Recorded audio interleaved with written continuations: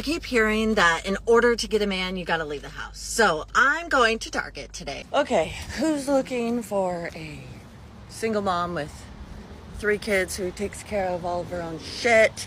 Just a lover girl by heart. I have 3 kids, guys, 3 kids. I have this pattern of talking to men for like 2 or 3 weeks, and then it just fizzles out because they probably think that I'm too much, or I'm too aggressive, or like I want to get married and do all the things or something. I'm not really sure. I just need to vent, because why am I always the second option? Every single time, I swear. I'm always the backup option. I'm always the option until a different option comes around. I get it. I have a complicated life. I'm headstrong. I have 3 kids. You know what I mean? Like, I'm a single mom with 2 baby daddies. I understand all of that. Why do men always do this? Why are you gonna ask me out on a date and then not follow through with it? I don't understand. People ask me what my type is all the time. You know what my type is? Given my track record and my history from the last couple of years, my track record says that my type are the men that just like to sleep with me and not actually date me. Started talking to this cute boy, and I was dumb and I bought my own plane ticket to go see him.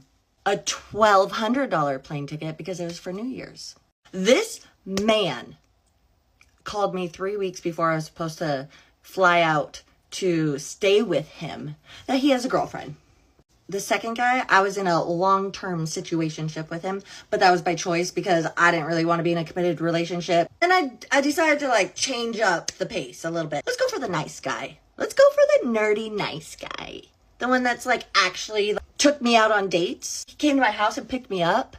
Took me out on some like actual dates without like, I didn't have to sleep with him on those dates either. I didn't have to sleep with him on those dates because he was already sleeping with my coworkers. That's probably the last time that I give a 5 a chance. It's different getting hurt by a 5 rather than a 10. So here we go again. Another single mom of 3, sitting in front of a camera, crying about how men only smash and ghost. She's stunned. Shocked. Confused.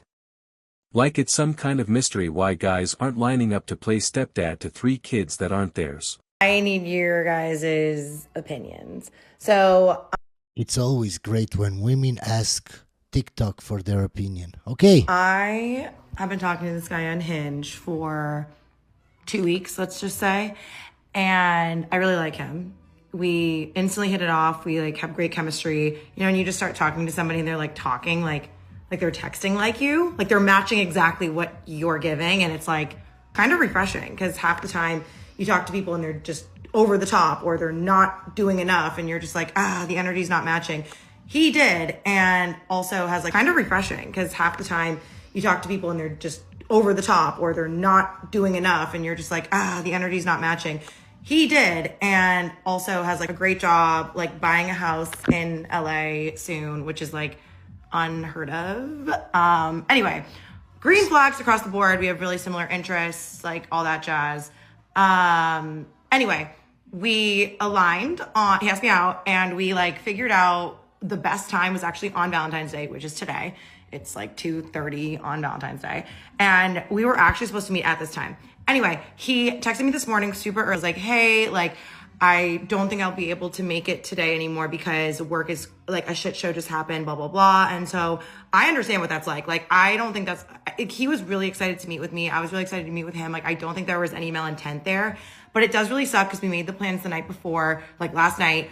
We were like 2:30, 3 o'clock at this like happy hour spot in Santa Monica. And we were both really excited. So I don't think that was like exactly meant to bail and, you know, like, you know, be shitty to me essentially. But anyway, I was like, no problem. Like also 2:33 is like really aggressive. So if we want to play it by ear, like that's totally fine too. But yeah, like it's no problem. Just like, let me know. And he was like, thank you so much for being understanding. Like I'll keep you updated, but like, if not, then like, we'll definitely rain check. Fast forward like 2 hours, 3 hours from then, he messages me again and it's just like, hey, my dog sitter just canceled. It's like to add to like the shit show of everything. Like, I'm so sorry. Like, and it was really like sweet. He's like, it should be a war crime to cancel on someone like you on Valentine's Day, like all this stuff.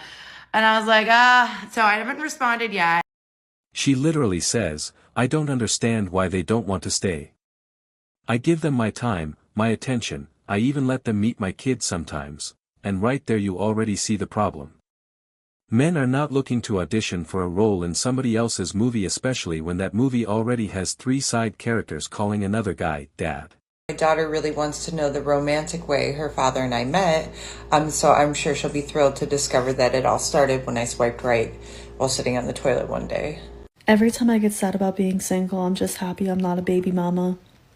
And do you ever get to that point with a guy where you're like, you either need to fuck me or fuck off? Because that's where I'm at right now. It's one or the other at this point. Like, I'm not doing all this in between. You either fuck me or you fuck off. Like, I'm done. What makes you think I'm worried about dropping F-bombs? When I literally sometimes get on all fours, spread my cheeks apart, and sell photos for like $5. Zoomed in, chocolate starfish. And you think I'm worried about dropping an F-bomb on the internet. I always very carefully pick the wrong person. So I just worked a 10-hour shift where I had 3 grown men tell me that I looked too young to be in charge, and came home to my hotel room where I basically live in the middle of bumfuck Sacramento, and I open my phone and I see a photo from my parents of $400 in toll road fees. I did not even know that San Diego has toll roads.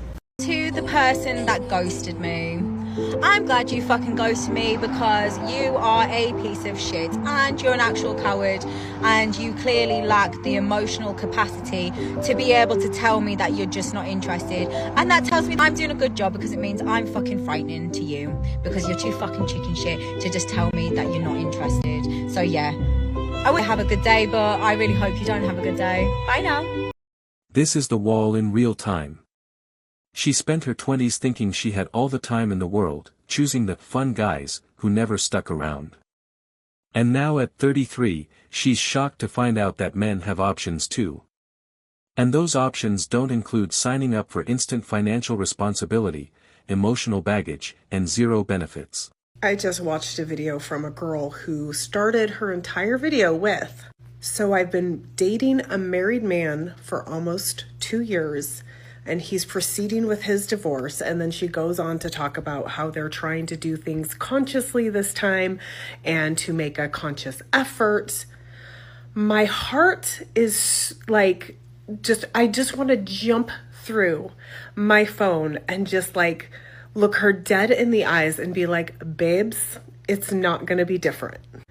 2 broken people coming together under broken circumstances is not going to make this better. On top of that, you guys are still in the fantasy delusions of a new relationship. So when you're doing that, it's going to feel fun, exciting, new. But the delusions of this all is that you think that it's going to be different because it's them. It's a new person. No, babes. It's us. It's us. We have to change and grow. It's just not who we're with, it's who we are. And I think that is where a lot of people go wrong in relationships. We believe if it's a different person. Now, obviously, sometimes when you're in an abusive relationship, that is true. But most the time, and hear me when I say most the time it's us. We're the problems. We're the issues in our relationships, and we choose to deflect it and project it onto our partners, thinking that somehow it's them and we'll be so much happier with somebody else. Well, look at how happy I am now with my affair partner. It must be happier if we choose to be in a long-term relationship. See, here's what's happening. Men are finally wising up. They're not falling for the guilt trips anymore. They're not being manipulated by the real man steps up narrative. Because the truth is, the real man steps away. The real man understands his value and doesn't throw it away trying to fix someone else's mess. Should couples post each other on social media for Valentine's Day, or is it unnecessary? I like being shown off to everybody so they know that my man has somebody. Clearly the apps aren't working for me right now or for like anyone, so I'm making it my mission tonight to speak to one guy that I would be interested in, just one, out in public in the wild. You would think this wouldn't be that big of a deal or that difficult, but yeah, so a little update on that. I did go up to someone. I actually went up to a bartender at my favorite bar, mistake number 1, and I got his number, and then We chatted back and forth for a day, and then we were about to make plans, and then he ghosted me. So this is why I don't go up to men. The weirdest thing about being single in your 30s, it's me. Half invested in a situationship I should have let go ages ago, while hitting PBs at the gym instead of anniversaries. And don't even get me started on the dating pool. It's divorced dad or men that think commitment is renewing the membership at the gym. I'm not even going to mention the messages that I receive on Hinge. That is just opening a whole other can of worms. Tell me, what is your funniest or weirdest date story? So I'm on a date right now, and have men just lost the ability to ask questions? Like, I have asked this man probably 30 to 40 questions in the entire time span that we've been on this date. He has not asked me one. I know every single thing there is to know about him. He has not asked me a single question. I'm with the doctor right now, I'm fully stalling because I just don't want to be here anymore. But what is going on? Why do men have the full inability to not ask women questions about them? And now these women are panicking. The wall isn't just about looks. It's about options drying up, reality setting in, and the marketplace showing you exactly what you qualify for. And unfortunately, for a lot of single moms, it's casual fun at best, never commitment. I know I haven't been talking much about my dating life lately, but I just got back from a coffee date. Did not end the way it should have ended. And let's make it clear, I'm open to discussion. If I'm crazy and off the wall here for thinking this, go ahead and let me know. But I really don't feel like this is out of line. A grown man who is 4 years older than me asked me on a coffee date today, which is perfect. It's right up my alley. I don't want to go out to dinner. I don't want to go out to lunch. A coffee date is literally the key to my heart. So of course I took him up on it. We met, we were vibing, we were having fun. I ordered a latte, a bottle of sparkling water. He had a latte as well, but his latte took a little bit longer because the server dropped some glassware and had to clean it up. So it took a second to get his drink to the table. The date was winding down, we're ready to go home, and the server comes by with the bill. And she goes, you know what, here's the bill. I took your chai latte off the bill. Sorry it took so long, but it is on us. So sorry about that. Thoughtful, nice, right? So he grabs the bill and he goes, oh, you'd like to split it? Would I like to split a $15.23 bill? Again, it's not about the money. It's about chivalry. It's about a man being a man. Honestly, it's a little embarrassing. So when she says, I thought men would want a woman with life experience, what she really means is, I thought men would ignore all the consequences of my choices. But that's not how it works. What's your age? 32. Are you single? No. How long you had a man? A month and a half. So why do you choose to commit to somebody now? He supports me in whatever I want to do, my dreams and goals, and we have the same interests. So other men didn't want to support you before in the past? I've been with men that said they wanted to, and then 4 months in they wanted to me to either support them in their dreams and goals, or they didn't like my dreams and goals and they wanted me to not do them. What made these dreams so controversial? I want to travel all over the world and fuck on every balcony. That's my dreams. You do OnlyFans? Yes. Men don't want life experience. They want peace, loyalty, and a fresh start. Not a continuation of somebody else's drama. I've been dating this guy for 3 months. Him and the mother of his 5-year-old child split almost 2 years ago after being in an on-again, off-again relationship for 14 years. After the split, he realized he wanted to try again to get his family back, but she wanted nothing to do with him, so he moved on. He has dated on and off since then, but no real relationship. Fast forward to when he met me. He was happy again for the first time in a long time. Things moved quite fast for us, and we're going great. He told me I was the best thing to come into his life since his son, and he could see great potential in the future for our relationship. We got along great, respected and appreciated each other, and shared the same values and morals, etc. Something he didn't have with his ex. Their relationship was so toxic. She somehow found out he was dating me and has been hounding him every single day for 3 months about missing him, how much she loves him and wants her family back, even very sexual and flirty texts. He's been pretty open and honest about it all and shows me the text, but in the last couple weeks, I've noticed him being more sneaky about texting her. Well, last week, he laid it out on me that he wanted to try again with his ex so his son can grow up with his family. My ex comes from a very toxic, broken home, and he has been open and honest about not wanting his son to go through what he went through. So he's willing to put his happiness on hold and sacrifice a good relationship, ours, which he told me I would be a great influence on his son, to go back to his ex for the sake of full control on raising his son. He knows he will likely be unhappy, that things with her probably won't have changed. He just wants to be able to tolerate her and not fight in front of his son. He's been very upset and can't bring himself to break up with me because he knows he's letting go of something great. So I've basically had to do it for him. He says this has nothing to do with me and our relationship, and he's not choosing her over me. He's choosing his son and making sure he doesn't have the life he had growing up. I'm having a very hard time understanding his reasoning. I'm not a parent, but I know you would do anything for your children. I think he's making the wrong decision here. And not just because I want to be together. My issue is that he knows the relationship with his ex won't be great. They broke up many times over the course of their relationship. They are just not good together. But he thinks she's hit rock bottom and will change. I think she's manipulating. This isn't cruelty. It's reality.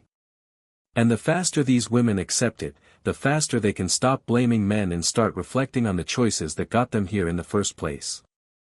All right. So I had to think about this. I said, okay, let me really break this down, right, in bullet points.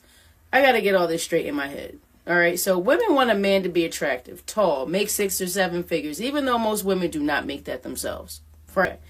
While he's out here making all this money, all these 6, 7, 8, 9, 10 figures, he better be home in time to give all his attention and take her on all the dates, or else she'll cheat. Women want a man to call, but not too much. Text back, but don't text back too fast, because then he's like weird and he's a lame. And if he's nice, he's a lame. If he's mean, he's unattainable. He's a challenge, and then women want him, even if they will not admit it. I hear women say all the time, like, I just want my man to be honest. But when he's honest, they blow up, freak out, label him mean, toxic, abusive, and of course, a narcissist. Most women do not really want honesty. They want comfort. You want a man to tell you what you want to hear, not what's going to help you grow. Speaking of growth, try pointing out just one thing that she needs to work on, and you will see exactly why most women cannot take accountability for shit. Yep. You want a man to be emotionally available, but if he shows any emotion, then he's soft. You want him to lead, but when he does, now he's aggressive and controlling and abusive. You want him to initiate sex, but when he does, you turn it down. But when he stops trying, then you say he's cheating or he's gay. Women want undivided attention, but if he gives it to you, then he's sucking the life out of you. He won't give you space. You can't breathe. True. He's lame and he's annoying. Then you turn around and cheat with the guy that's going to treat you like a whore and who looks at you as such. Women don't even realize the guy who's just trying to hit. They just look at the guy who's trying to build as the red flag. I'm confused. I don't think I will ever understand any of this, and I am a woman. Today's episode of Manosphere Daily. If you enjoyed the content, give it a like. Be sure to subscribe and hit the notification bell so you're notified as soon as a new video is out. Share your thoughts in the comments below. See you all tomorrow.